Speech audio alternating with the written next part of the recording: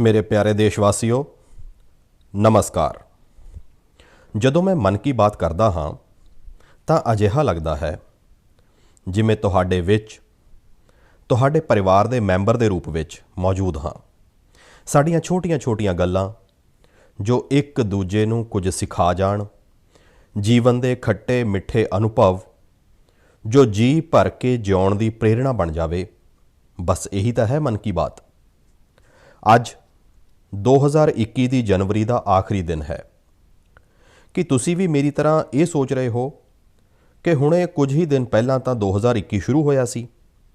ਲੱਗਦਾ ਹੀ ਨਹੀਂ ਕਿ ਜਨਵਰੀ ਦਾ ਪੂਰਾ ਮਹੀਨਾ ਗੁਜ਼ਰ ਗਿਆ ਹੈ। ਸਮੇਂ ਦੀ ਰਫ਼ਤਾਰ ਇਸੇ ਨੂੰ ਤਾਂ ਕਹਿੰਦੇ ਹਨ। ਕੁਝ ਦਿਨ ਪਹਿਲਾਂ ਦੀ ਹੀ ਤਾਂ ਗੱਲ ਹੈ ਜਦੋਂ ਅਸੀਂ ਇੱਕ ਦੂਜੇ ਨੂੰ ਸ਼ੁਭ ਕਾਮਨਾਵਾਂ ਦੇ ਰਹੇ ਸੀ। ਫਿਰ ਅਸੀਂ ਲੋਹੜੀ ਮਨਾਈ, ਮਾਘੀ ਮਨਾਈ, ਪੋਂਗਲ, ਬਿਹੂ ਮਨਾਇਆ। ਦੇਸ਼ ਦੇ ਵੱਖ-ਵੱਖ ਹਿੱਸਿਆਂ ਵਿੱਚ ਤਿਉਹਾਰਾਂ ਦੀ ਰੌਣਕ ਰਹੀ। 23 ਜਨਵਰੀ ਨੂੰ ਅਸੀਂ ਨੇਤਾ ਜੀ ਸੁਭਾਸ਼ ਚੰਦਰ ਬੋਸ ਦੇ ਜਨਮ ਦਿਨ ਨੂੰ ਪਰਾਕਰਮ ਦਿਵਸ ਦੇ ਤੌਰ ਤੇ ਮਨਾਇਆ ਅਤੇ 26 ਜਨਵਰੀ ਨੂੰ ਗਣਤੰਤਰ ਦਿਵਸ ਦੀ ਸ਼ਾਨਦਾਰ ਪਰੇਡ ਵੀ ਵੇਖੀ। ਰਾਸ਼ਟਰਪਤੀ ਜੀ ਦੁਆਰਾ ਸੰਸਦ ਦੇ ਸਾਂਝੇ ਇਜਲਾਸ ਨੂੰ ਸੰਬੋਧਨ ਤੋਂ ਬਾਅਦ ਬਜਟ ਇਜਲਾਸ ਵੀ ਸ਼ੁਰੂ ਹੋ ਗਿਆ ਹੈ।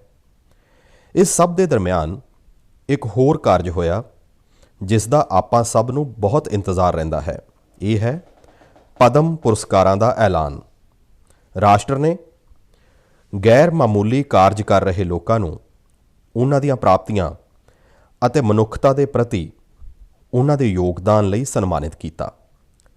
ਇਸ ਸਾਲ ਵੀ ਪੁਰਸਕਾਰ ਪਾਉਣ ਵਾਲਿਆਂ ਵਿੱਚ ਉਹ ਲੋਕ ਸ਼ਾਮਲ ਹਨ ਜਿਨ੍ਹਾਂ ਨੇ ਵੱਖ-ਵੱਖ ਖੇਤਰਾਂ ਵਿੱਚ ਬਿਹਤਰੀਨ ਕੰਮ ਕੀਤਾ ਹੈ, ਆਪਣੇ ਕੰਮਾਂ ਨਾਲ ਕਿਸੇ ਦਾ ਜੀਵਨ ਬਦਲਿਆ ਹੈ, ਦੇਸ਼ ਨੂੰ ਅੱਗੇ ਵਧਾਇਆ ਹੈ। ਭਾਵ ਜ਼ਮੀਨੀ ਪੱਧਰ ਉੱਤੇ ਕੰਮ ਕਰਨ ਵਾਲੇ ਅਨਸੰਗ ਹੀਰੋਜ਼ ਨੂੰ ਪਦਮ ਸਨਮਾਨ ਦੇਣ ਦੀ ਜੋ ਪਰੰਪਰਾ ਦੇਸ਼ ਨੇ ਕੁਝ ਸਾਲ ਪਹਿਲਾਂ ਸ਼ੁਰੂ ਕੀਤੀ ਸੀ, ਉਹ ਇਸ ਵਾਰ ਵੀ ਕਾਇਮ ਰੱਖੀ ਗਈ ਹੈ। ਮੇਰੀ ਆਪ ਸਭ ਨੂੰ ਬੇਨਤੀ ਹੈ ਕਿ ਇਹਨਾਂ ਲੋਕਾਂ ਦੇ ਬਾਰੇ ਵਿੱਚ, ਉਹਨਾਂ ਦੇ ਯੋਗਦਾਨ ਦੇ ਬਾਰੇ ਵਿੱਚ ਜ਼ਰੂਰ ਜਾਣੋ। ਪਰਿਵਾਰ ਵਿੱਚ ਉਹਨਾਂ ਦੇ ਬਾਰੇ ਵਿੱਚ ਚਰਚਾ ਕਰੋ। ਦੇਖਣਾ ਸਭ ਨੂੰ ਕਿੰਨੀ ਪ੍ਰੇਰਣਾ ਮਿਲਦੀ ਹੈ। ਇਸ ਮਹੀਨੇ ਕ੍ਰਿਕਟ ਪਿੱਚ ਤੋਂ ਵੀ ਬਹੁਤ ਚੰਗੀ ਖਬਰ ਮਿਲੀ। ਸਾਡੀ ਕ੍ਰਿਕਟ ਟੀਮ ਨੇ ਸ਼ੁਰੂਆਤੀ ਦਿੱਕਤਾਂ ਦੇ ਬਾਅਦ ਸ਼ਾਨਦਾਰ ਵਾਪਸੀ ਕਰਦੇ ਹੋਏ ਆਸਟ੍ਰੇਲੀਆ ਵਿੱਚ ਲੜੀ ਜਿੱਤੀ। ਸਾਡੇ ਖਿਡਾਰੀਆਂ ਦਾ ਹਾਰਡਵਰਕ ਅਤੇ ਟੀਮ ਵਰਕ ਪ੍ਰੇਰਿਤ ਕਰਨ ਵਾਲਾ ਹੈ। ਇਸ ਸਭ ਦੇ ਦਰਮਿਆਨ ਦਿੱਲੀ ਵਿੱਚ 26 ਜਨਵਰੀ ਨੂੰ ਤਿਰੰਗੇ ਦਾ ਅਪਮਾਨ ਵੇਖ ਕੇ ਦੇਸ਼ ਬਹੁਤ ਦੁਖੀ ਵੀ ਹੋਇਆ। ਆਪਾਂ ਆਉਣ ਵਾਲੇ ਸਮੇਂ ਨੂੰ ਨਵੀਂ ਆਸ ਅਤੇ ਨਵੀਨਤਾ ਨਾਲ ਭਰਨਾ ਹੈ। ਅਸੀਂ ਪਿਛਲੇ ਸਾਲ ਗੈਰ ਮਾਮੂਲੀ ਸੰਜਮ ਅਤੇ ਸਾਹਸ ਦਾ ਪ੍ਰਗਟਾਵਾ ਕੀਤਾ। ਇਸ ਸਾਲ ਵੀ ਆਪਾਂ ਸਖਤ ਮਿਹਨਤ ਕਰਕੇ ਆਪਣੇ ਸੰਕਲਪਾਂ ਨੂੰ ਸਿੱਧ ਕਰਨਾ ਹੈ। ਆਪਣੇ ਦੇਸ਼ ਨੂੰ ਹੋਰ ਤੇਜ਼ ਰਫ਼ਤਾਰ ਨਾਲ ਅੱਗੇ ਲੈ ਕੇ ਜਾਣਾ ਹੈ। ਮੇਰੇ ਪਿਆਰੇ ਦੇਸ਼ਵਾਸੀਓ, ਇਸ ਸਾਲ ਦੀ ਸ਼ੁਰੂਆਤ ਦੇ ਨਾਲ ਹੀ ਕੋਰੋਨਾ ਦੇ ਖਿਲਾਫ ਸਾਡੀ ਲੜਾਈ ਨੂੰ ਵੀ ਲਗਭਗ 1 ਸਾਲ ਪੂਰਾ ਹੋ ਗਿਆ ਹੈ। ਜਿਵੇਂ ਕੋਰੋਨਾ ਦੇ ਵਿਰੁੱਧ ਭਾਰਤ ਦੀ ਲੜਾਈ ਇੱਕ ਉਦਾਹਰਣ ਬਣੀ ਹੈ, ਉਵੇਂ ਹੀ ਹੁਣ ਆਪਣਾ ਵੈਕਸੀਨੇਸ਼ਨ ਪ੍ਰੋਗਰਾਮ ਵੀ ਦੁਨੀਆ ਵਿੱਚ ਇੱਕ ਮਿਸਾਲ ਬਣ ਰਿਹਾ ਹੈ। ਅੱਜ ਭਾਰਤ ਦੁਨੀਆ ਦਾ ਸਭ ਤੋਂ ਵੱਡਾ ਕੋਵਿਡ ਵੈਕਸੀਨ ਪ੍ਰੋਗਰਾਮ ਚਲਾ ਰਿਹਾ ਹੈ। ਤੁਸੀਂ ਜਾਣਦੇ ਹੋ ਹੋਰ ਵੀ ਜ਼ਿਆਦਾ ਮਾਣ ਵਾਲੀ ਗੱਲ ਕੀ ਹੈ? ਅਸੀਂ ਸਭ ਤੋਂ ਵੱਡੇ ਵੈਕਸੀਨ ਪ੍ਰੋਗਰਾਮ ਦੇ ਨਾਲ ਹੀ ਦੁਨੀਆ ਵਿੱਚ ਸਭ ਤੋਂ ਤੇਜ਼ ਰਫ਼ਤਾਰ ਨਾਲ ਆਪਣੇ ਨਾਗਰਿਕਾਂ ਦਾ ਵੈਕਸੀਨੇਸ਼ਨ ਵੀ ਕਰ ਰਹੇ ਹਾਂ।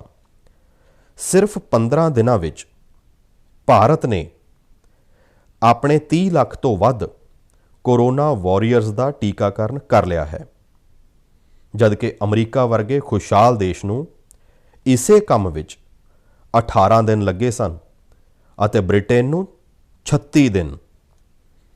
ਸਾਥੀਓ, ਮੇਡ ਇਨ ਇੰਡੀਆ ਵੈਕਸੀਨ ਅੱਜ ਭਾਰਤ ਦੀ ਆਤਮ ਨਿਰਭਰਤਾ ਦਾ ਤਾਂ ਪ੍ਰਤੀਕ ਹੈ ਹੀ, ਭਾਰਤ ਦੇ ਸਵੈ ਮਾਣ ਦਾ ਵੀ ਪ੍ਰਤੀਕ ਹੈ।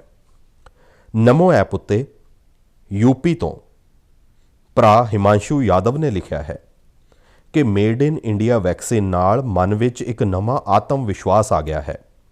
ਮਦੁਰਈ ਤੋਂ ਕੀਰਤੀ ਜੀ ਲਿਖਦੇ ਹਨ ਕਿ ਉਹਨਾਂ ਦੇ ਕਈ ਵਿਦੇਸ਼ੀ ਦੋਸਤ ਉਹਨਾਂ ਨੂੰ ਮੈਸੇਜ ਭੇਜ ਕੇ ਭਾਰਤ ਦਾ ਧੰਨਵਾਦ ਅਦਾ ਕਰ ਰਹੇ ਹਨ।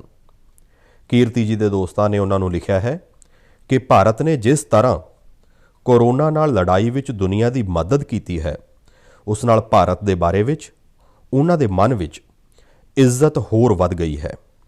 ਕੀਰਤੀ ਜੀ, ਦੇਸ਼ ਦਾ ਇਹ ਗੌਰਵ ਗਾਨ ਸੁਣ ਕੇ ਮਨ ਕੀ ਬਾਤ ਦੇ ਸਰੋਤਿਆਂ ਨੂੰ ਵੀ ਮਾਣ ਹੁੰਦਾ ਹੈ। ਅੱਜ ਕੱਲ੍ਹ ਮੈਨੂੰ ਵੀ ਵੱਖ-ਵੱਖ ਦੇਸ਼ਾਂ ਦੇ ਰਾਸ਼ਟਰਪਤੀ ਅਤੇ ਪ੍ਰਧਾਨ ਮੰਤਰੀਆਂ ਦੇ ਵੱਲੋਂ ਭਾਰਤ ਲਈ ਅਜਿਹੇ ਹੀ ਸੰਦੇਸ਼ ਮਿਲਦੇ ਹਨ। ਤੁਸੀਂ ਵੀ ਵੇਖਿਆ ਹੋਵੇਗਾ, ਹੁਣੇ ਬ੍ਰਾਜ਼ੀਲ ਦੇ ਰਾਸ਼ਟਰਪਤੀ ਨੇ ਟਵੀਟ ਕਰਕੇ ਜਿਸ ਤਰ੍ਹਾਂ ਨਾਲ ਭਾਰਤ ਨੂੰ ਧੰਨਵਾਦ ਦਿੱਤਾ ਹੈ, ਉਹ ਦੇਖ ਕੇ ਹਰ ਭਾਰਤੀ ਨੂੰ ਕਿੰਨਾ ਚੰਗਾ ਲੱਗਿਆ। ਹਜ਼ਾਰਾਂ ਕਿਲੋਮੀਟਰ ਦੂਰ ਦੁਨੀਆ ਦੇ ਦੂਰ ਦੁਰਾਡੇ ਕੋਨੇ ਦੇ ਨਿਵਾਸੀਆਂ ਨੂੰ ਰਾਮਾਇਣ ਦੇ ਉਸ ਪ੍ਰਸੰਗ ਦੀ ਇੰਨੀ ਡੂੰਘੀ ਜਾਣਕਾਰੀ ਹੈ, ਉਹਨਾਂ ਦੇ ਮਨ ਉੱਤੇ ਡੂੰਘਾ ਪ੍ਰਭਾਵ ਹੈ। ਇਹ ਸਾਡੀ ਸੰਸਕ੍ਰਿਤੀ ਦੀ ਵਿਸ਼ੇਸ਼ਤਾ ਹੈ। ਸਾਥੀਓ, ਇਸ ਵੈਕਸੀਨੇਸ਼ਨ ਪ੍ਰੋਗਰਾਮ ਵਿੱਚ ਤੁਸੀਂ ਇੱਕ ਹੋਰ ਗੱਲ ਉੱਤੇ ਜ਼ਰੂਰ ਧਿਆਨ ਦਿੱਤਾ ਹੋਵੇਗਾ। ਸੰਕਟ ਦੇ ਸਮੇਂ ਵਿੱਚ ਭਾਰਤ ਦੁਨੀਆ ਦੀ ਸੇਵਾ ਇਸ ਲਈ ਕਰ ਪਾ ਰਿਹਾ ਹੈ ਕਿਉਂਕਿ ਭਾਰਤ ਅੱਜ ਦਵਾਈਆਂ ਅਤੇ ਵੈਕਸੀਨ ਨੂੰ ਲੈ ਕੇ ਸਮਰੱਥ ਹੈ, ਆਤਮ ਨਿਰਭਰ ਹੈ। ਇਹੀ ਸੋਚ ਆਤਮ ਨਿਰਭਰ ਭਾਰਤ ਅਭਿਆਨ ਦੀ ਵੀ ਹੈ। ਭਾਰਤ ਜਿੰਨਾ ਸਮਰੱਥ ਹੋਵੇਗਾ, ਉਨੀ ਹੀ ਜ਼ਿਆਦਾ ਮਨੁੱਖਤਾ ਦੀ ਸੇਵਾ ਕਰੇਗਾ, ਉਨਾ ਹੀ ਜ਼ਿਆਦਾ ਲਾਭ ਦੁਨੀਆ ਨੂੰ ਹੋਵੇਗਾ। ਮੇਰੇ ਪਿਆਰੇ ਦੇਸ਼ਵਾਸੀਓ, ਹਰ ਵਾਰ ਤੁਹਾਡੇ ਢੇਰ ਸਾਰੇ ਪੱਤਰ ਮਿਲਦੇ ਹਨ। ਨਮੋ ਐਪ ਅਤੇ ਮਾਈਗਵ ਉੱਤੇ ਤੁਹਾਡੇ ਮੈਸੇजेस, ਫੋਨ ਕਾਲਸ ਦੇ ਮਾਧਿਅਮ ਨਾਲ ਤੁਹਾਡੀਆਂ ਗੱਲਾਂ ਜਾਣਨ ਦਾ ਮੌਕਾ ਮਿਲਦਾ ਹੈ। ਇਹਨਾਂ ਹੀ ਸੰਦੇਸ਼ਾਂ ਵਿੱਚ ਇੱਕ ਅਜਿਹਾ ਵੀ ਸੁਨੇਹਾ ਹੈ ਜਿਸ ਨੇ ਮੇਰਾ ਧਿਆਨ ਖਿੱਚਿਆ। ਇਹ ਸੁਨੇਹਾ ਹੈ ਭੈਣ ਪ੍ਰਿਯੰਕਾ ਪਾਂਡੇ ਜੀ ਦਾ। 23 ਸਾਲ ਦੀ ਬੇਟੀ ਪ੍ਰਿਯੰਕਾ ਜੀ ਹਿੰਦੀ ਸਾਹਿਤ ਦੀ ਵਿਦਿਆਰਥਣ ਹੈ ਅਤੇ ਬਿਹਾਰ ਦੇ ਸਿਵਾਨ ਵਿੱਚ ਰਹਿੰਦੀ ਹੈ। ਪ੍ਰਿਯੰਕਾ ਜੀ ਨੇ ਨਮੋ ਐਪ ਉੱਤੇ ਲਿਖਿਆ ਹੈ ਕਿ ਉਹ ਦੇਸ਼ ਦੇ 15 ਘਰੇਲੂ ਸੈਰਗਾਹਾਂ 'ਤੇ ਜਾਣ ਦੇ ਮੇਰੇ ਸੁਝਾਅ ਤੋਂ ਬਹੁਤ ਪ੍ਰੇਰਿਤ ਹੋਈ ਸੀ। ਇਸ ਲਈ 1 ਜਨਵਰੀ ਨੂੰ ਉਹ ਇੱਕ ਜਗ੍ਹਾ ਲਈ ਨਿਕਲੀ ਜੋ ਬਹੁਤ ਖਾਸ ਸੀ। ਉਹ ਜਗ੍ਹਾ ਸੀ ਉਹਨਾਂ ਦੇ ਘਰ ਤੋਂ 15 ਕਿਲੋਮੀਟਰ ਦੂਰ ਦੇਸ਼ ਦੇ ਪਹਿਲੇ ਰਾਸ਼ਟਰਪਤੀ ਡਾਕਟਰ ਰਾਜੇਂਦਰ ਪ੍ਰਸਾਦ ਜੀ ਦਾ ਜੱਦੀ ਨਿਵਾਸ। ਪ੍ਰਿਯੰਕਾ ਜੀ ਨੇ ਬਹੁਤ ਖੂਬਸੂਰਤ ਗੱਲ ਲਿਖੀ ਹੈ ਕਿ ਆਪਣੇ ਦੇਸ਼ ਦੀਆਂ ਮਹਾਨ ਸ਼ਖਸੀਅਤਾਂ ਨੂੰ ਜਾਣਨ ਦੀ ਦਿਸ਼ਾ ਵਿੱਚ ਉਹਨਾਂ ਦਾ ਇਹ ਪਹਿਲਾ ਕਦਮ ਸੀ। ਪ੍ਰਿਯੰਕਾ ਜੀ ਨੂੰ ਉੱਥੇ ਡਾਕਟਰ ਰਾਜੇਂਦਰ ਪ੍ਰਸਾਦ ਜੀ ਦੁਆਰਾ ਲਿਖੀਆਂ ਗਈਆਂ ਕਿਤਾਬਾਂ ਮਿਲੀਆਂ, ਅਨੇਕ ਇਤਿਹਾਸਕ ਤਸਵੀਰਾਂ ਮਿਲੀਆਂ। ਵਾਕਈ ਪ੍ਰਿਯੰਕਾ ਜੀ, ਤੁਹਾਡਾ ਇਹ ਅਨੁਭਵ ਦੂਜਿਆਂ ਨੂੰ ਵੀ ਪ੍ਰੇਰਿਤ ਕਰੇਗਾ। ਸਾਥੀਓ, ਇਸ ਸਾਲ ਤੋਂ ਭਾਰਤ ਆਪਣੀ ਆਜ਼ਾਦੀ ਦੇ 75 ਸਾਲ ਦਾ ਸਮਾਰੋਹ ਅੰਮ੍ਰਿਤ ਮਹਾਉਤਸਵ ਸ਼ੁਰੂ ਕਰਨ ਜਾ ਰਿਹਾ ਹੈ। ਅਜਿਹੇ ਵਿੱਚ ਇਹ ਸਾਡੇ ਉਹਨਾਂ ਮਹਾਨਾਇਕਾਂ ਨਾਲ ਜੁੜੀਆਂ ਸਥਾਨਕ ਥਾਵਾਂ ਦਾ ਪਤਾ ਲਗਾਉਣ ਦਾ ਵਧੀਆ ਸਮਾਂ ਹੈ ਜਿਨ੍ਹਾਂ ਦੀ ਵਜ੍ਹਾ ਕਰਕੇ ਸਾਨੂੰ ਆਜ਼ਾਦੀ ਮਿਲੀ। ਸਾਥੀਓ, ਅਸੀਂ ਆਜ਼ਾਦੀ ਦੇ ਅੰਦੋਲਨ ਅਤੇ ਬਿਹਾਰ ਦੀ ਗੱਲ ਕਰ ਰਹੇ ਹਾਂ ਤਾਂ ਮੈਂ ਨਮੋ ਐਪ ਉੱਤੇ ਹੀ ਕੀਤੀ ਗਈ ਇੱਕ ਹੋਰ ਟਿੱਪਣੀ ਦੀ ਵੀ ਚਰਚਾ ਕਰਨਾ ਚਾਹਾਂਗਾ। ਮੁੰਗੇਰ ਦੇ ਰਹਿਣ ਵਾਲੇ ਜੈਰਾਮ ਵਿਪਲਵ ਜੀ ਨੇ ਮੈਨੂੰ ਤਾਰਾਪੁਰ ਸ਼ਹੀਦ ਦਿਵਸ ਦੇ ਬਾਰੇ ਵਿੱਚ ਲਿਖਿਆ ਹੈ। 15 ਫਰਵਰੀ 1932 ਨੂੰ ਦੇਸ਼ ਭਗਤਾਂ ਦੀ ਇੱਕ ਟੋਲੀ ਦੇ ਕਈ ਵੀਰ ਨੌਜਵਾਨਾਂ ਦੀ ਅੰਗਰੇਜ਼ਾਂ ਨੇ ਬਹੁਤ ਹੀ ਬੇਰਹਿਮੀ ਨਾਲ ਹੱਤਿਆ ਕਰ ਦਿੱਤੀ ਸੀ। ਉਹਨਾਂ ਦਾ ਇੱਕ ਮਾਤਰ ਦੋਸ਼ ਇਹ ਸੀ ਕਿ ਉਹ ਵੰਦੇ ਮਾਤਰਮ ਅਤੇ ਭਾਰਤ ਮਾਂ ਦੀ ਜੈ ਦੇ ਨਾਅਰੇ ਲਗਾ ਰਹੇ ਸਨ। ਮੈਂ ਉਹਨਾਂ ਸ਼ਹੀਦਾਂ ਨੂੰ ਨਮਨ ਕਰਦਾ ਹਾਂ ਅਤੇ ਉਹਨਾਂ ਦੇ ਸਾਹਸ ਨੂੰ ਸ਼ਰਧਾ ਪੂਰਵਕ ਯਾਦ ਕਰਦਾ ਹਾਂ। ਮੈਂ ਜੈਰਾਮ ਵਿਪਲਵ ਜੀ ਨੂੰ ਧੰਨਵਾਦ ਦੇਣਾ ਚਾਹੁੰਦਾ ਹਾਂ। ਉਹ ਇੱਕ ਅਜਿਹੀ ਘਟਨਾ ਨੂੰ ਦੇਸ਼ ਦੇ ਸਾਹਮਣੇ ਲੈ ਕੇ ਆਏ ਜਿਸ ਉੱਤੇ ਉਨੀ ਚਰਚਾ ਨਹੀਂ ਹੋ ਪਾਈ ਜਿੰਨੀ ਹੋਣੀ ਚਾਹੀਦੀ ਸੀ। ਮੇਰੇ ਪਿਆਰੇ ਦੇਸ਼ਵਾਸੀਓ, ਭਾਰਤ ਦੇ ਹਰ ਹਿੱਸੇ ਵਿੱਚ, ਹਰ ਸ਼ਹਿਰ, ਕਸਬੇ ਅਤੇ ਪਿੰਡ ਵਿੱਚ ਆਜ਼ਾਦੀ ਦੀ ਲੜਾਈ ਪੂਰੀ ਤਾਕਤ ਦੇ ਨਾਲ ਲੜੀ ਗਈ ਸੀ। ਭਾਰਤ ਭੂਮੀ ਦੇ ਹਰ ਕੋਨੇ ਵਿੱਚ ਅਜਿਹੇ ਮਹਾਨ ਸਪੂਤਾਂ ਅਤੇ ਵੀਰ ਨਾਰੀਆਂ ਨੇ ਜਨਮ ਲਿਆ, ਜਿਨ੍ਹਾਂ ਨੇ ਰਾਸ਼ਟਰ ਦੇ ਲਈ ਆਪਣਾ ਜੀਵਨ ਨਿਛਾਵਰ ਕਰ ਦਿੱਤਾ।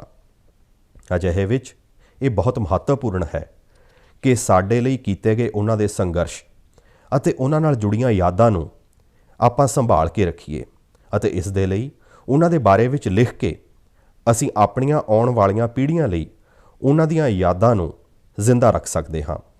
ਮੈਂ ਸਾਰੇ ਦੇਸ਼ ਵਾਸੀਆਂ ਨੂੰ ਅਤੇ ਖਾਸ ਕਰ ਆਪਣੇ ਨੌਜਵਾਨ ਸਾਥੀਆਂ ਨੂੰ ਸੱਦਾ ਦਿੰਦਾ ਹਾਂ ਕਿ ਉਹ ਦੇਸ਼ ਦੇ ਸੁਤੰਤਰਤਾ ਸੈਨਾਨੀਆਂ ਦੇ ਬਾਰੇ ਵਿੱਚ, ਆਜ਼ਾਦੀ ਨਾਲ ਜੁੜੀਆਂ ਘਟਨਾਵਾਂ ਦੇ ਬਾਰੇ ਵਿੱਚ ਲਿਖਣ।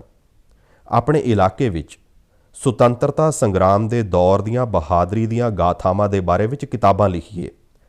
ਹੁਣ ਜਦੋਂ ਕਿ ਭਾਰਤ ਆਪਣੀ ਆਜ਼ਾਦੀ ਦੇ 75 ਸਾਲ ਮਨਾਏਗਾ ਤਾਂ ਤੁਹਾਡੀ ਲੇਖਣੀ ਆਜ਼ਾਦੀ ਦੇ ਨਾਇਕਾਂ ਦੇ ਪ੍ਰਤੀ ਉੱਤਮ ਸ਼ਰਧਾਂਜਲੀ ਹੋਵੇਗੀ। ਯੰਗ ਰਾਈਟਰਜ਼ ਲਈ ਇੰਡੀਆ 75 ਦੇ ਨਮਿਤ ਇੱਕ ਇਨੀਸ਼ੀਏਟਿਵ ਸ਼ੁਰੂ ਕੀਤਾ ਜਾ ਰਿਹਾ ਹੈ। ਇਸ ਨਾਲ ਸਾਰੇ ਸੂਬਿਆਂ ਅਤੇ ਭਾਸ਼ਾਵਾਂ ਦੇ ਨੌਜਵਾਨ ਲੇਖਕਾਂ ਨੂੰ ਹੱਲਾਸ਼ੇਰੀ ਮਿਲੇਗੀ। ਦੇਸ਼ ਵਿੱਚ ਵੱਡੀ ਗਿਣਤੀ ਵਿੱਚ ਅਜਿਹੇ ਵਿਸ਼ਿਆਂ ਉੱਤੇ ਲਿਖਣ ਵਾਲੇ ਰਾਈਟਰਜ਼ ਤਿਆਰ ਹੋਣਗੇ ਜਿਨ੍ਹਾਂ ਦਾ ਭਾਰਤੀ ਵਿਰਾਸਤ ਅਤੇ ਸੰਸਕ੍ਰਿਤੀ ਉੱਤੇ ਡੂੰਘਾਈ ਨਾਲ ਅਧਿਐਨ ਹੋਵੇਗਾ। ਆਪਾਂ ਅਜਿਹੇ ਉੱਭਰਦੇ ਹੁਨਰਮੰਦਾਂ ਦੀ ਪੂਰੀ ਮਦਦ ਕਰਨੀ ਹੈ। ਇਸ ਨਾਲ ਭਵਿੱਖ ਦੀ ਦਿਸ਼ਾ ਨਿਰਧਾਰਿਤ ਕਰਨ ਵਾਲੇ ਥਾਟ ਲੀਡਰਸ ਦਾ ਇੱਕ ਵਰਗ ਵੀ ਤਿਆਰ ਹੋਵੇਗਾ। ਮੈਂ ਆਪਣੇ ਨੌਜਵਾਨ ਦੋਸਤਾਂ ਨੂੰ ਇਸ ਪਹਿਲ ਦਾ ਹਿੱਸਾ ਬਣਨ ਅਤੇ ਆਪਣੇ ਸਾਹਿਤਕ ਹੁਨਰ ਦਾ ਵੱਧ ਤੋਂ ਵੱਧ ਇਸਤੇਮਾਲ ਕਰਨ ਲਈ ਸੱਦਾ ਦਿੰਦਾ ਹਾਂ। ਇਸ ਨਾਲ ਜੁੜੀਆਂ ਜਾਣਕਾਰੀਆਂ ਸਿੱਖਿਆ ਮੰਤਰਾਲੇ ਦੀ ਵੈਬਸਾਈਟ ਤੋਂ ਪ੍ਰਾਪਤ ਕਰ ਸਕਦੇ ਹੋ। ਮੇਰੇ ਪਿਆਰੇ ਦੇਸ਼ ਵਾਸੀਓ, ਮਨ ਕੀ ਬਾਤ ਵਿੱਚ ਸਰੋਤਿਆਂ ਨੂੰ ਕੀ ਪਸੰਦ ਆਉਂਦਾ ਹੈ ਇਹ ਤੁਸੀਂ ਹੀ ਬਿਹਤਰ ਜਾਣਦੇ ਹੋ, ਪਰ ਮੈਨੂੰ ਮਨ ਕੀ ਬਾਤ ਵਿੱਚ ਸਭ ਤੋਂ ਚੰਗਾ ਇਹ ਲੱਗਦਾ ਹੈ ਕਿ ਮੈਨੂੰ ਬਹੁਤ ਕੁਝ ਜਾਣਨ, ਸਿੱਖਣ ਅਤੇ ਪੜ੍ਹਨ ਨੂੰ ਮਿਲਦਾ ਹੈ। ਇੱਕ ਤਰ੍ਹਾਂ ਨਾਲ ਪ੍ਰਤੱਖ ਰੂਪ ਨਾਲ ਆਪ ਸਭ ਨਾਲ ਜੁੜਨ ਦਾ ਮੌਕਾ ਮਿਲਦਾ ਹੈ। ਕਿਸੇ ਦੀ ਕੋਸ਼ਿਸ਼, ਕਿਸੇ ਦਾ ਜਜ਼ਬਾ, ਕਿਸੇ ਦਾ ਦੇਸ਼ ਲਈ ਕੁਝ ਕਰ ਗੁਜ਼ਰ ਜਾਣ ਦਾ ਜਨੂੰਨ, ਇਹ ਸਭ ਮੈਨੂੰ ਬਹੁਤ ਪ੍ਰੇਰਿਤ ਕਰਦੇ ਨੇ, ਊਰਜਾ ਨਾਲ ਭਰ ਦਿੰਦੇ ਨੇ। ਹੈਦਰਾਬਾਦ ਦੇ ਬੋਇਨਪੱਲੀ ਵਿੱਚ ਇੱਕ ਸਥਾਨਕ ਸਬਜ਼ੀ ਮੰਡੀ ਕਿਸ ਤਰ੍ਹਾਂ ਆਪਣੇ ਫਰਜ਼ ਨੂੰ ਨਿਭਾ ਰਹੀ ਹੈ, ਇਹ ਪੜ੍ਹ ਕੇ ਵੀ ਮੈਨੂੰ ਬਹੁਤ ਚੰਗਾ ਲੱਗਿਆ। ਆਪਾਂ ਸਭ ਨੇ ਵੇਖਿਆ ਹੈ ਕਿ ਸਬਜ਼ੀ ਮੰਡੀਆਂ ਵਿੱਚ ਅਨੇਕ ਕਾਰਨਾਂ ਕਰਕੇ ਕਾਫੀ ਸਬਜ਼ੀ ਖਰਾਬ ਹੋ ਜਾਂਦੀ ਹੈ। ਇਹ ਸਬਜ਼ੀ ਇੱਧਰ ਉੱਧਰ ਖਿਲਰਦੀ ਹੈ, ਗੰਦਗੀ ਵੀ ਫੈਲਾਉਂਦੀ ਹੈ। ਪਰ ਬੋਇਨਪੱਲੀ ਦੀ ਸਬਜ਼ੀ ਮੰਡੀ ਨੇ ਤੈਅ ਕੀਤਾ ਕਿ ਹਰ ਰੋਜ਼ ਬਚਣ ਵਾਲੀਆਂ ਇਹਨਾਂ ਸਬਜ਼ੀਆਂ ਨੂੰ ਐਵੇਂ ਹੀ ਸੁੱਟਿਆ ਨਹੀਂ ਜਾਵੇਗਾ। ਸਬਜ਼ੀ ਮੰਡੀ ਨਾਲ ਸੰਬੰਧਿਤ ਲੋਕਾਂ ਨੇ ਤੈਅ ਕੀਤਾ ਇਸ ਤੋਂ ਬਿਜਲੀ ਬਣਾਈ ਜਾਵੇਗੀ। ਬੇਕਾਰ ਹੋਈਆਂ ਸਬਜ਼ੀਆਂ ਨਾਲ ਬਿਜਲੀ ਬਣਾਉਣ ਦੇ ਬਾਰੇ ਵਿੱਚ ਸ਼ਾਇਦ ਹੀ ਤੁਸੀਂ ਕਦੇ ਸੁਣਿਆ ਹੋਵੇ। ਇਹੀ ਤਾਂ ਇਨੋਵੇਸ਼ਨ ਦੀ ਤਾਕਤ ਹੈ। ਅੱਜ ਬੋਇਨਪੱਲੀ ਦੀ ਮੰਡੀ ਵਿੱਚ ਪਹਿਲਾਂ ਜੋ ਵੇਸਟ ਸੀ, ਅੱਜ ਉਸੇ ਨਾਲ ਵੈਲਥ ਕ੍ਰੀਏਟ ਹੋ ਰਹੀ ਹੈ। ਇਹੀ ਤਾਂ ਕੂੜੇ ਤੋਂ ਕੰਚਨ ਬਣਾਉਣ ਦੀ ਯਾਤਰਾ ਹੈ। ਉੱਥੇ ਹਰ ਦਿਨ ਲਗਭਗ 10 ਟਨ ਵੇਸਟ ਨਿਕਲਦਾ ਹੈ। ਇਸ ਨੂੰ ਇੱਕ ਪਲਾਂਟ ਵਿੱਚ ਇਕੱਠਾ ਕਰ ਲਿਆ ਜਾਂਦਾ ਹੈ। ਪਲਾਂਟ ਦੇ ਅੰਦਰ ਇਸ ਵੇਸਟ ਤੋਂ ਹਰ ਦਿਨ 500 ਯੂਨਿਟ ਬਿਜਲੀ ਬਣਦੀ ਹੈ ਅਤੇ ਲਗਭਗ 30 ਕਿਲੋ ਬਾਇਓਫਿਊਲ ਵੀ ਬਣਦਾ ਹੈ।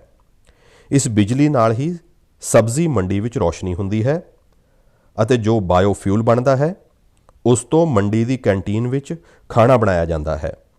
ਹੈ ਨਾ ਕਮਾਲ ਦੀ ਕੋਸ਼ਿਸ਼।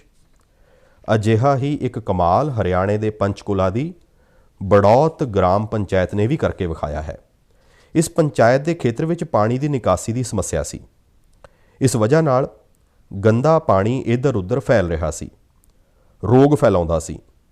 ਪਰ ਬੜੌਤ ਦੇ ਲੋਕਾਂ ਨੇ ਤੈਅ ਕੀਤਾ ਕਿ ਇਸ ਵਾਟਰ ਵੇਸਟ ਤੋਂ ਵੀ ਵੈਲਥ ਕ੍ਰੀਏਟ ਕਰਨਗੇ। ਗ੍ਰਾਮ ਪੰਚਾਇਤ ਨੇ ਪੂਰੇ ਪਿੰਡ ਤੋਂ ਆਉਣ ਵਾਲੇ ਗੰਦੇ ਪਾਣੀ ਨੂੰ ਇੱਕ ਜਗ੍ਹਾ ਇਕੱਠਾ ਕਰਕੇ ਫਿਲਟਰ ਕਰਨਾ ਸ਼ੁਰੂ ਕੀਤਾ ਅਤੇ ਫਿਲਟਰ ਕੀਤਾ ਹੋਇਆ ਇਹ ਪਾਣੀ ਹੁਣ ਪਿੰਡ ਦੇ ਕਿਸਾਨ ਖੇਤਾਂ ਵਿੱਚ ਸਿੰਚਾਈ ਲਈ ਇਸਤੇਮਾਲ ਕਰ ਰਹੇ ਹਨ। ਭਾਵ ਪ੍ਰਦੂਸ਼ਣ, ਗੰਦਗੀ ਅਤੇ ਬਿਮਾਰੀਆਂ ਤੋਂ ਛੁਟਕਾਰਾ ਵੀ ਅਤੇ ਖੇਤਾਂ ਵਿੱਚ ਸਿੰਚਾਈ ਵੀ। ਸਾਥੀਓ, ਵਾਤਾਵਰਣ ਦੀ ਰੱਖਿਆ ਦੇ ਨਾਲ ਕਿਵੇਂ ਆਮਦਨੀ ਦੇ ਰਸਤੇ ਵੀ ਖੁੱਲ੍ਹਦੇ ਹਨ, ਇਸ ਦਾ ਇੱਕ ਉਦਾਹਰਣ ਅਰੁਣਾਚਲ ਪ੍ਰਦੇਸ਼ ਦੇ ਤਵਾਂਗ ਵਿੱਚ ਵੀ ਦੇਖਣ ਨੂੰ ਮਿਲਿਆ। ਅਰੁਣਾਚਲ ਪ੍ਰਦੇਸ਼ ਦੇ ਇਸ ਪਹਾੜੀ ਇਲਾਕੇ ਵਿੱਚ ਸਦੀਆਂ ਤੋਂ ਮੋਨ ਸ਼ੁਗੂ ਨਾਂ ਦਾ ਇੱਕ ਪੇਪਰ ਬਣਾਇਆ ਜਾਂਦਾ ਹੈ। ਇਹ ਕਾਗਜ਼ ਇੱਥੋਂ ਦੇ ਸਥਾਨਕ ਸ਼ੁਗੂ ਸ਼ੇਂਗ ਨਾਂ ਦੇ ਇੱਕ ਬੂਟੇ ਦੇ ਛਿਲਕੇ ਤੋਂ ਬਣਾਉਂਦੇ ਹਨ। ਇਸੇ ਲਈ ਇਸ ਕਾਗਜ਼ ਨੂੰ ਬਣਾਉਣ ਲਈ ਦਰੱਖਤਾਂ ਨੂੰ ਨਹੀਂ ਕੱਟਣਾ ਪੈਂਦਾ। ਇਸ ਤੋਂ ਇਲਾਵਾ ਇਸ ਨੂੰ ਬਣਾਉਣ ਵਿੱਚ ਕਿਸੇ ਕੈਮੀਕਲ ਦਾ ਇਸਤੇਮਾਲ ਵੀ ਨਹੀਂ ਹੁੰਦਾ। ਭਾਵ ਇਹ ਕਾਗਜ਼ ਵਾਤਾਵਰਣ ਲਈ ਵੀ ਸੁਰੱਖਿਅਤ ਹੈ ਅਤੇ ਸਿਹਤ ਲਈ ਵੀ। ਇੱਕ ਉਹ ਵੀ ਸਮਾਂ ਸੀ ਜਦੋਂ ਇਹ ਕਾਗਜ਼ ਬਰਾਮਦ ਹੁੰਦਾ ਸੀ, ਪਰ ਜਦੋਂ ਆਧੁਨਿਕ ਤਕਨੀਕ ਨਾਲ ਵੱਡੀ ਮਾਤਰਾ ਵਿੱਚ ਕਾਗਜ਼ ਬਣਨ ਲੱਗੇ ਤਾਂ ਇਹ ਸਥਾਨਕ ਕਲਾ ਬੰਦ ਹੋਣ ਦੇ ਕਿਨਾਰੇ ਪਹੁੰਚ ਗਈ। ਹੁਣ ਇੱਕ ਸਥਾਨਕ ਸਮਾਜਿਕ ਕਾਰਜਕਰਤਾ ਕਲਿੰਗੋਂਬੂ ਨੇ ਇਸ ਕਲਾ ਨੂੰ ਮੁੜ ਸੁਰਜੀਤ ਕਰਨ ਦੀ ਕੋਸ਼ਿਸ਼ ਕੀਤੀ ਹੈ। ਇਸ ਨਾਲ ਇੱਥੋਂ ਦੇ ਆਦੀਵਾਸੀ ਭਾਈ ਭੈਣਾਂ ਨੂੰ ਰੋਜ਼ਗਾਰ ਵੀ ਮਿਲ ਰਿਹਾ ਹੈ। ਮੈਂ ਇੱਕ ਹੋਰ ਖਬਰ ਕੇਰਲ ਦੀ ਵੇਖੀ ਹੈ ਜੋ ਆਪਾਂ ਸਭ ਨੂੰ ਆਪਣੇ ਫਰਜ਼ਾਂ ਦਾ ਅਹਿਸਾਸ ਕਰਾਉਂਦੀ ਹੈ। ਕੇਰਲ ਦੇ ਕੋਟਾਯਮ ਵਿਖੇ ਇੱਕ ਦਿਵਿਆਂਗ ਬਜ਼ੁਰਗ ਹਨ, NS ਰਾਜੱਪਨ ਸਾਹਿਬ। ਰਾਜੱਪਨ ਜੀ ਪੈਰਾਲਿਸਿਸ ਦੇ ਕਾਰਨ ਤੁਰਨ ਵਿੱਚ ਅਸਮਰੱਥ ਹਨ, ਪਰ ਇਸ ਨਾਲ ਸਫਾਈ ਦੇ ਪ੍ਰਤੀ ਉਹਨਾਂ ਦੇ ਸਮਰਪਣ ਵਿੱਚ ਕੋਈ ਕਮੀ ਨਹੀਂ ਆਈ ਹੈ। ਉਹ ਪਿਛਲੇ ਕਈ ਸਾਲਾਂ ਤੋਂ ਕਿਸ਼ਤੀ ਨਾਲ ਵੈਂਬਨਾਡ ਝੀਲ ਵਿੱਚ ਜਾਂਦੇ ਹਨ ਅਤੇ ਝੀਲ ਵਿੱਚ ਸੁੱਟੀਆਂ ਗਈਆਂ ਪਲਾਸਟਿਕ ਦੀਆਂ ਬੋਤਲਾਂ ਬਾਹਰ ਕੱਢ ਕੇ ਲੈ ਆਉਂਦੇ ਹਨ। ਸੋਚੋ ਰਾਜੱਪਨ ਜੀ ਦੀ ਸੋਚ ਕਿੰਨੀ ਉੱਚੀ ਹੈ। ਸਾਨੂੰ ਵੀ ਰਾਜੱਪਨ ਜੀ ਤੋਂ ਪ੍ਰੇਰਣਾ ਲੈ ਕੇ ਸਫਾਈ ਦੇ ਲਈ ਜਿੱਥੇ ਸੰਭਵ ਹੋਵੇ ਆਪਣਾ ਯੋਗਦਾਨ ਦੇਣਾ ਚਾਹੀਦਾ ਹੈ। ਮੇਰੇ ਪਿਆਰੇ ਦੇਸ਼ਵਾਸੀਓ, ਕੁਝ ਦਿਨ ਪਹਿਲਾਂ ਤੁਸੀਂ ਵੇਖਿਆ ਹੋਵੇਗਾ ਅਮਰੀਕਾ ਦੇ ਸੈਨ ਫਰਾਂਸਿਸਕੋ ਤੋਂ ਬੈਂਗਲੁਰੂ ਲਈ ਇੱਕ ਨਾਨ ਸਟਾਪ ਫਲਾਈਟ ਦੀ ਕਮਾਨ ਭਾਰਤ ਦੀਆਂ 4 ਵਿਮਨ ਪਾਇਲਟਸ ਨੇ ਸਾਂਭੀ। 10,000 ਕਿਲੋਮੀਟਰ ਤੋਂ ਵੀ ਜ਼ਿਆਦਾ ਲੰਮਾ ਸਫ਼ਰ ਤੈਅ ਕਰਕੇ ਇਹ ਫਲਾਈਟ 250 ਤੋਂ ਵੱਧ ਮੁਸਾਫਰਾਂ ਨੂੰ ਭਾਰਤ ਲੈ ਕੇ ਆਈ। ਤੁਸੀਂ ਇਸ ਵਾਰ 26 ਜਨਵਰੀ ਦੀ ਪਰੇਡ ਵਿੱਚ ਵੀ ਗੌਰ ਕੀਤਾ ਹੋਵੇਗਾ, ਜਿੱਥੇ ਭਾਰਤੀ ਹਵਾਈ ਫੌਜ ਦੀਆਂ 2 ਵਿਮਨ ਆਫੀਸਰਸ ਨੇ ਨਵਾਂ ਇਤਿਹਾਸ ਰਚ ਦਿੱਤਾ ਹੈ। ਖੇਤਰ ਕੋਈ ਵੀ ਹੋਵੇ, ਦੇਸ਼ ਦੀਆਂ ਔਰਤਾਂ ਦੀ ਭਾਗੀਦਾਰੀ ਲਗਾਤਾਰ ਵੱਧ ਰਹੀ ਹੈ। ਪਰ ਅਕਸਰ ਅਸੀਂ ਵੇਖਦੇ ਹਾਂ ਕਿ ਦੇਸ਼ ਦੇ ਪਿੰਡਾਂ ਵਿੱਚ ਹੋ ਰਹੇ ਇਸੇ ਤਰ੍ਹਾਂ ਦੇ ਬਦਲਾਅ ਦੀ ਓਨੀ ਚਰਚਾ ਨਹੀਂ ਹੋ ਪਾਉਂਦੀ।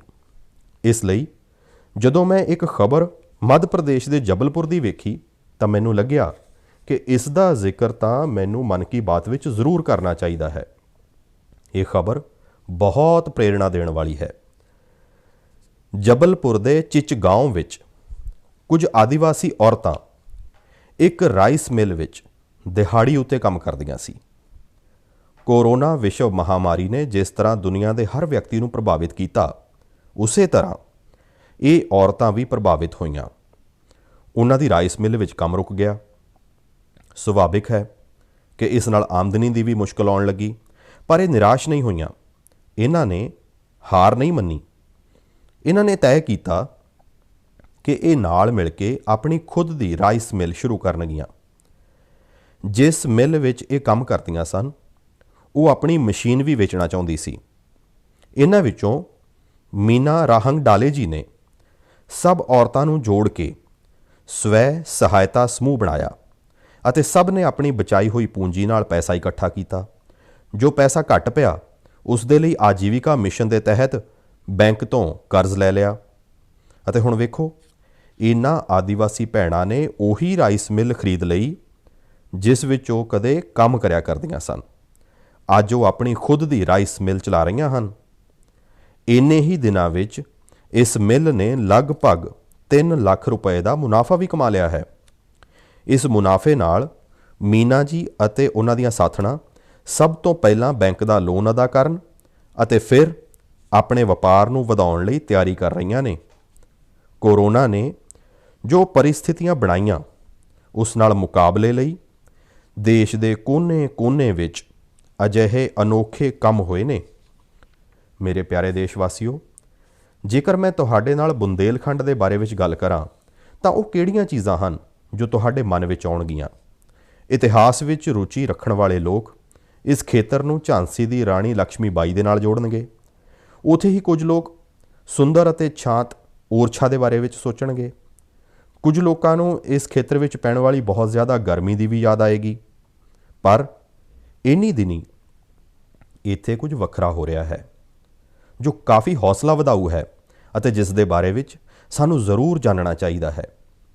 ਪਿਛਲੇ ਦਿਨੀ ਝਾਂਸੀ ਵਿੱਚ 1 ਮਹੀਨੇ ਤੱਕ ਚੱਲਣ ਵਾਲਾ ਸਟ੍ਰਾਬੇਰੀ ਫੈਸਟੀਵਲ ਸ਼ੁਰੂ ਹੋਇਆ।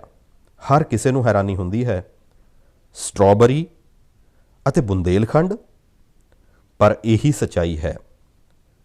ਹੁਣ ਬੁੰਦੇਲਖੰਡ ਵਿੱਚ ਸਟ੍ਰਾਬੇਰੀ ਦੀ ਖੇਤੀ ਨੂੰ ਲੈ ਕੇ ਉਤਸ਼ਾਹ ਵੱਧ ਰਿਹਾ ਹੈ ਅਤੇ ਇਸ ਵਿੱਚ ਬਹੁਤ ਵੱਡੀ ਭੂਮਿਕਾ ਨਿਭਾਈ ਹੈ ਝਾਂਸੀ ਦੀ ਇੱਕ ਬੇਟੀ ਗੁਰਲੀਨ ਚਾਵਲਾ ਨੇ।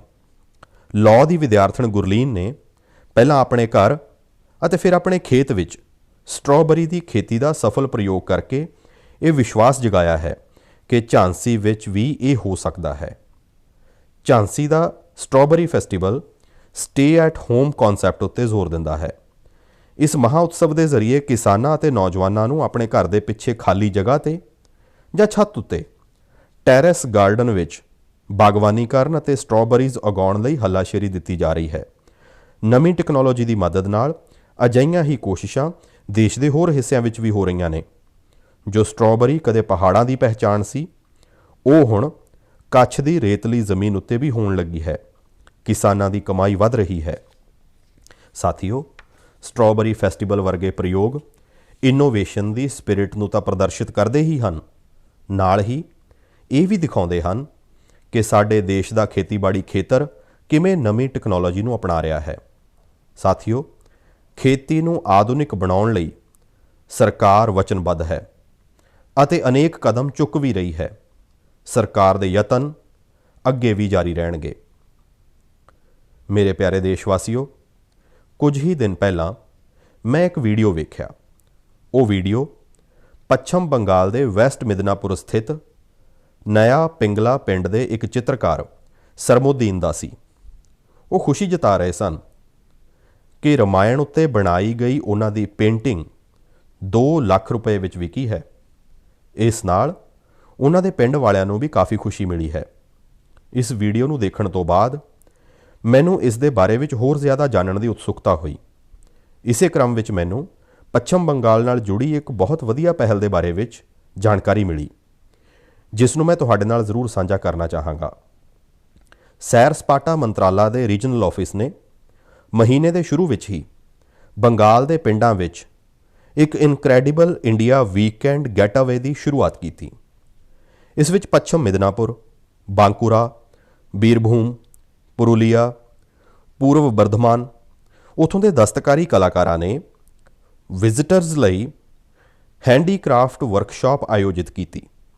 ਮੈਨੂੰ ਇਹ ਵੀ ਦੱਸਿਆ ਗਿਆ ਕਿ ਇਨਕ੍ਰੈਡੀਬਲ ਇੰਡੀਆ ਵੀਕਐਂਡ ਗੈਟਅਵੇਜ਼ ਦੇ ਦੌਰਾਨ ਹੈਂਡੀਕ੍ਰਾਫਟ ਦੀ ਜੋ ਕੁੱਲ ਵਿਕਰੀ ਹੋਈ, ਉਹ ਦਸਤਕਾਰਾਂ ਨੂੰ ਬੇਹੱਦ ਉਤਸ਼ਾਹਿਤ ਕਰਨ ਵਾਲੀ ਹੈ। ਦੇਸ਼ ਭਰ ਵਿੱਚ ਲੋਕ ਵੀ ਨਵੇਂ-ਨਵੇਂ ਤਰੀਕਿਆਂ ਨਾਲ ਆਪਣੀ ਕਲਾ ਨੂੰ ਮਸ਼ਹੂਰ ਕਰ ਰਹੇ ਹਨ। ਓਡੀਸ਼ਾ ਦੇ ਰਾਉਰਕੇਲਾ ਦੀ ਭਾਗਯਸ਼੍ਰੀ ਸਾਹੂ ਨੂੰ ਵੀ ਵੇਖ ਲਓ।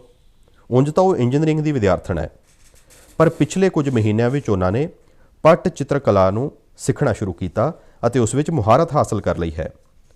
ਪਰ ਕੀ ਤੁਸੀਂ ਜਾਣਦੇ ਹੋ ਕਿ ਉਹਨਾਂ ਨੇ ਪੇਂਟ ਕਿੱਥੇ ਕੀਤਾ? ਸੌਫਟ ਸਟੋਨਸ ਉੱਤੇ। ਕਾਲਜ ਜਾਣ ਦੇ ਰਸਤੇ ਵਿੱਚ ਭਾਗਯਸ਼੍ਰੀ ਨੂੰ ਇਹ ਸੌਫਟ ਸਟੋਨਸ ਮਿਲੇ। ਉਹਨਾਂ ਨੇ ਇਹਨਾਂ ਨੂੰ ਇਕੱਠਾ ਕੀਤਾ ਅਤੇ ਸਾਫ਼ ਕੀਤਾ। ਬਾਅਦ ਵਿੱਚ ਉਹਨਾਂ ਨੇ ਰੋਜ਼ਾਨਾ 2 ਘੰਟੇ ਇਹਨਾਂ ਪੱਥਰਾਂ ਉੱਤੇ ਪੱਟ ਚਿੱਤਰ ਸਟਾਈਲ ਵਿੱਚ ਪੇਂਟਿੰਗ ਕੀਤੀ। ਉਹ ਇਹਨਾਂ ਪੱਥਰਾਂ ਨੂੰ ਪੇਂਟ ਕਰਕੇ ਆਪਣੇ ਦੋਸਤਾਂ ਨੂੰ ਗਿਫਟ ਕਰਨ ਲੱਗ ਪਏ। ਲਾਕਡਾਊਨ ਦੇ ਦੌਰਾਨ ਉਹਨਾਂ ਨੇ ਬੋਤਲਾਂ ਉੱਤੇ ਵੀ ਪੇਂਟ ਕਰਨਾ ਸ਼ੁਰੂ ਕਰ ਦਿੱਤਾ। ਹੁਣ ਤਾਂ ਉਹ ਇਸ ਆਰਟ ਉੱਤੇ ਵਰਕਸ਼ਾਪਸ ਵੀ ਆਯੋਜਿਤ ਕਰਦੇ ਹਨ। ਕੁਝ ਦਿਨ ਪਹਿਲਾਂ ਹੀ ਸੁਭਾਸ਼ ਬਾਬੂ ਦੀ ਜਯੰਤੀ ਮੌਕੇ ਭਾਗਯਸ਼੍ਰੀ ਨੇ ਪੱਥਰ ਉੱਤੇ ਹੀ ਉਹਨਾਂ ਨੂੰ ਅਨੋਖੀ ਸ਼ਰਧਾਂਜਲੀ ਦਿੱਤੀ। ਮੈਂ ਭਵਿੱਖ ਵਿੱਚ ਉਹਨਾਂ ਦੇ ਯਤਨਾਂ ਲਈ ਸ਼ੁਭ ਕਾਮਨਾਵਾਂ ਦਿੰਦਾ ਹਾਂ। ਆਰਟ ਐਂਡ ਕਲਰਸ ਦੇ ਜ਼ਰੀਏ ਬਹੁਤ ਕੁਝ ਨਵਾਂ ਸਿੱਖਿਆ ਜਾ ਸਕਦਾ ਹੈ, ਕੀਤਾ ਜਾ ਸਕਦਾ ਹੈ। ਝਾਰਖੰਡ ਦੇ ਦੁਮਕਾ ਵਿੱਚ ਕੀਤੇ ਗਏ ਇੱਕ ਅਜਿਹੇ ਹੀ ਬੇਮਿਸਾਲ ਉੱਦਮ ਦੇ ਬਾਰੇ ਵਿੱਚ ਮੈਨੂੰ ਦੱਸਿਆ ਗਿਆ।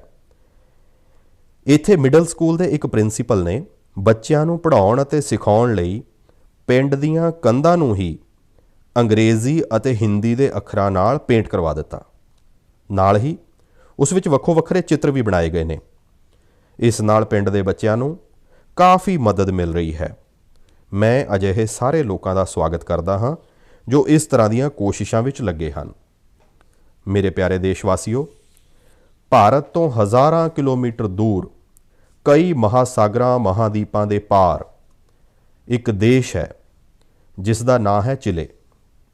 ਭਾਰਤ ਤੋਂ ਚਿਲੇ ਪਹੁੰਚਣ ਵਿੱਚ ਬਹੁਤ ਜ਼ਿਆਦਾ ਸਮਾਂ ਲੱਗਦਾ ਹੈ, ਪਰ ਭਾਰਤੀ ਸੰਸਕ੍ਰਿਤੀ ਦੀ ਖੁਸ਼ਬੂ ਉੱਥੇ ਬਹੁਤ ਸਮਾਂ ਪਹਿਲਾਂ ਤੋਂ ਹੀ ਫੈਲੀ ਹੋਈ ਹੈ। ਇੱਕ ਹੋਰ ਖਾਸ ਗੱਲ ਇਹ ਹੈ ਕਿ ਉੱਥੇ ਯੋਗ ਬਹੁਤ ਜ਼ਿਆਦਾ ਹਰਮਨ ਪਿਆਰਾ ਹੈ। ਤੁਹਾਨੂੰ ਇਹ ਜਾਣ ਕੇ ਚੰਗਾ ਲੱਗੇਗਾ ਕਿ ਚਿਲੇ ਦੀ ਰਾਜਧਾਨੀ ਸੈਂਟੀਆਗੋ ਵਿੱਚ 30 ਤੋਂ ਵੱਧ ਯੋਗ ਸਕੂਲ ਹਨ।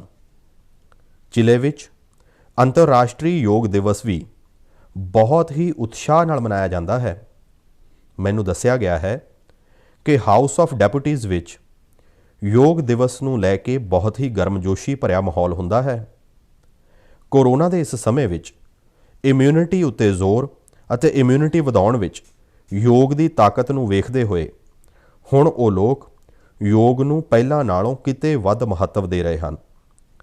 ਚਿਲੇ ਦੀ ਕਾਂਗਰਸ ਭਾਵ ਉੱਥੋਂ ਦੀ ਪਾਰਲੀਮੈਂਟ ਨੇ ਇੱਕ ਪ੍ਰਸਤਾਵ ਪਾਸ ਕੀਤਾ ਹੈ। ਉੱਥੇ 4 ਨਵੰਬਰ ਨੂੰ ਨੈਸ਼ਨਲ ਯੋਗਾ ਡੇ ਐਲਾਨਿਆ ਗਿਆ ਹੈ। ਹੁਣ ਤੁਸੀਂ ਇਹ ਸੋਚ ਸਕਦੇ ਹੋ ਕਿ ਆਖਿਰ 4 ਨਵੰਬਰ ਵਿੱਚ ਅਜਿਹਾ ਕੀ ਹੈ। 4 ਨਵੰਬਰ 1962 ਨੂੰ ਹੀ ਚਿਲੇ ਦਾ ਪਹਿਲਾ ਯੋਗ ਸੰਸਥਾਨ ਹੋਜ਼ੇ ਰਫਾਲ ਐਸਟਰਾਡਾ ਦੁਆਰਾ ਸਥਾਪਿਤ ਕੀਤਾ ਗਿਆ ਸੀ। ਇਸ ਦਿਨ ਨੂੰ ਨੈਸ਼ਨਲ ਯੋਗਾ ਡੇ ਐਲਾਨ ਕੇ ਐਸਟਰਾਡਾ ਜੀ ਨੂੰ ਵੀ ਸ਼ਰਧਾਂਜਲੀ ਦਿੱਤੀ ਗਈ ਹੈ। ਚਿਲੇ ਦੀ ਪਾਰਲੀਮੈਂਟ ਦੁਆਰਾ ਇਹ ਇੱਕ ਵਿਸ਼ੇਸ਼ ਸਨਮਾਨ ਹੈ ਜਿਸ ਉੱਤੇ ਹਰ ਭਾਰਤੀ ਨੂੰ ਮਾਣ ਹੈ। ਉਂਝ ਚਿਲੇ ਦੀ ਸੰਸਦ ਨਾਲ ਜੁੜੀ ਇੱਕ ਹੋਰ ਗੱਲ ਤੁਹਾਨੂੰ ਦਿਲਚਸਪ ਲੱਗੇਗੀ। ਚਿਲੇ ਸੈਨੇਟ ਦੇ ਵਾਈਸ ਪ੍ਰੈਜ਼ੀਡੈਂਟ ਦਾ ਨਾਮ ਰਬਿੰਦਰਨਾਥ ਕੁਇੰਟੇਰੋਸ ਹੈ। ਉਹਨਾਂ ਦਾ ਇਹ ਨਾਮ ਵਿਸ਼ਵ ਕਵੀ ਗੁਰੂਦੇਵ ਟੈਗੋਰ ਤੋਂ ਪ੍ਰੇਰਿਤ ਹੋ ਕੇ ਰੱਖਿਆ ਗਿਆ ਹੈ। ਮੇਰੇ ਪਿਆਰੇ ਦੇਸ਼ ਵਾਸੀਓ, ਮਾਈ ਗਵ ਉੱਤੇ ਮਹਾਰਾਸ਼ਟਰ ਦੇ ਜਾਲਨਾ ਦੇ ਡਾਕਟਰ ਸਵਪਨਿਲ ਮੰਤਰੀ ਅਤੇ ਕੇਰਲ ਦੇ ਪਲੱਕੜ ਦੇ ਪ੍ਰਲਾਦ ਰਾਜਗੋਪਾਲਨ ਨੇ ਬੇਨਤੀ ਕੀਤੀ ਹੈ ਕਿ ਮੈਂ ਮਨ ਕੀ ਬਾਤ ਵਿੱਚ ਸੜਕ ਸੁਰੱਖਿਆ ਉੱਤੇ ਵੀ ਤੁਹਾਡੇ ਨਾਲ ਗੱਲ ਕਰਾਂ। ਇਸੇ ਮਹੀਨੇ 18 ਜਨਵਰੀ ਤੋਂ 17 ਫਰਵਰੀ ਤੱਕ ਸਾਡਾ ਦੇਸ਼ ਸੜਕ ਸੁਰੱਖਿਆ ਮਹੀਨਾ ਭਾਵ ਰੋਡ ਸੇਫਟੀ ਮੰਥ ਵੀ ਮਨਾ ਰਿਹਾ ਹੈ। ਸੜਕ ਹਾਦਸੇ ਅੱਜ ਸਾਡੇ ਦੇਸ਼ ਵਿੱਚ ਹੀ ਨਹੀਂ, ਪੂਰੀ ਦੁਨੀਆ ਵਿੱਚ ਚਿੰਤਾ ਦਾ ਵਿਸ਼ਾ ਹਨ। ਅੱਜ ਭਾਰਤ ਵਿੱਚ ਰੋਡ ਸੇਫਟੀ ਲਈ ਸਰਕਾਰ ਦੇ ਨਾਲ ਹੀ ਵਿਅਕਤੀਗਤ ਅਤੇ ਸਮੂਹਿਕ ਪੱਧਰ ਉੱਤੇ ਕਈ ਤਰ੍ਹਾਂ ਦੀਆਂ ਕੋਸ਼ਿਸ਼ਾਂ ਵੀ ਕੀਤੀਆਂ ਜਾ ਰਹੀਆਂ ਹਨ। ਜੀਵਨ ਬਚਾਉਣ ਦੇ ਇਹਨਾਂ ਯਤਨਾਂ ਵਿੱਚ ਸਾਨੂੰ ਸਭ ਨੂੰ ਸਰਗਰਮ ਰੂਪ ਨਾਲ ਭਾਗੀਦਾਰ ਬਣਨਾ ਚਾਹੀਦਾ ਹੈ। ਸਾਥੀਓ, ਤੁਸੀਂ ਧਿਆਨ ਦਿੱਤਾ ਹੋਵੇਗਾ, ਬਾਰਡਰ ਰੋਡ ਆਰਗੇਨਾਈਜੇਸ਼ਨ ਜੋ ਸੜਕਾਂ ਬਣਾਉਂਦੀ ਹੈ, ਉਸ ਤੋਂ ਲੰਘਦੇ ਹੋਏ ਤੁਹਾਨੂੰ ਬਹੁਤ ਹੀ ਇਨੋਵੇਟਿਵ ਸਲੋਗਨਸ ਦੇਖਣ ਨੂੰ ਮਿਲਦੇ ਹਨ। This is highway not runway, ਜਾਂ ਫਿਰ be mister late than late mister. ਇਹ ਸਲੋਗਨਸ ਸੜਕ ਉੱਤੇ ਸਾਵਧਾਨੀ ਵਰਤਣ ਨੂੰ ਲੈ ਕੇ ਲੋਕਾਂ ਨੂੰ ਜਾਗਰੂਕ ਕਰਨ ਵਿੱਚ ਕਾਫੀ ਅਸਰਦਾਰ ਹੁੰਦੇ ਹਨ। ਹੁਣ ਤੁਸੀਂ ਵੀ ਅਜਿਹੇ ਇਨੋਵੇਟਿਵ ਸਲੋਗਨਸ ਜਾਂ ਕੈਚ ਫਰੇਜ਼ਸ ਮਾਈ ਗਵ ਉੱਤੇ ਭੇਜ ਸਕਦੇ ਹੋ। ਤੁਹਾਡੇ ਚੰਗੇ ਸਲੋਗਨਸ ਵੀ ਇਸ ਅਭਿਆਨ ਵਿੱਚ ਇਸਤੇਮਾਲ ਕੀਤੇ ਜਾਣਗੇ। ਸਾਥੀਓ, ਰੋਡ ਸੇਫਟੀ ਦੇ ਬਾਰੇ ਵਿੱਚ ਗੱਲ ਕਰਦੇ ਹੋਏ ਮੈਂ ਨਮੋ ਐਪ ਉੱਤੇ ਕੋਲਕਾਤਾ ਦੀ ਅਪਰਣਾ ਦਾਸ ਜੀ ਦੀ ਇੱਕ ਪੋਸਟ ਦੀ ਚਰਚਾ ਕਰਨਾ ਚਾਹਾਂਗਾ। ਅਪਰਣਾ ਜੀ ਨੇ ਮੈਨੂੰ ਫਾਸਟੈਗ ਪ੍ਰੋਗਰਾਮ ਉੱਤੇ ਗੱਲ ਕਰਨ ਦੀ ਸਲਾਹ ਦਿੱਤੀ ਹੈ। ਉਹਨਾਂ ਦਾ ਕਹਿਣਾ ਹੈ ਕਿ ਫਾਸਟੈਗ ਨਾਲ ਯਾਤਰਾ ਦਾ ਅਨੁਭਵ ਹੀ ਬਦਲ ਗਿਆ।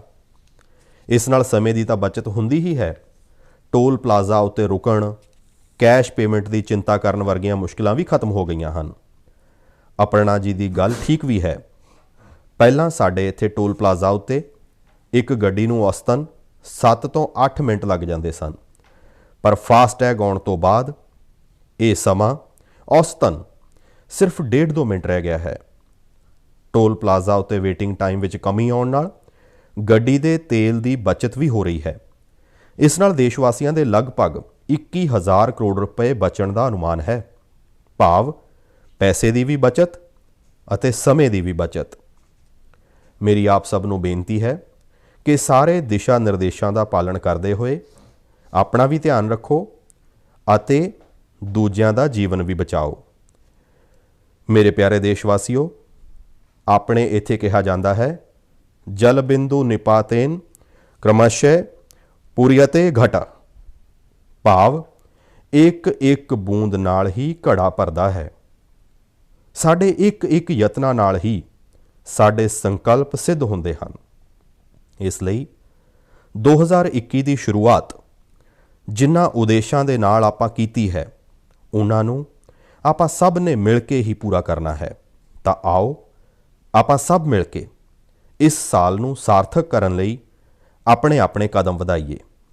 ਤੁਸੀਂ ਆਪਣਾ ਸੰਦੇਸ਼, ਆਪਣੇ ਆਈਡੀਆਜ਼ ਜ਼ਰੂਰ ਭੇਜਦੇ ਰਹਿਣਾ।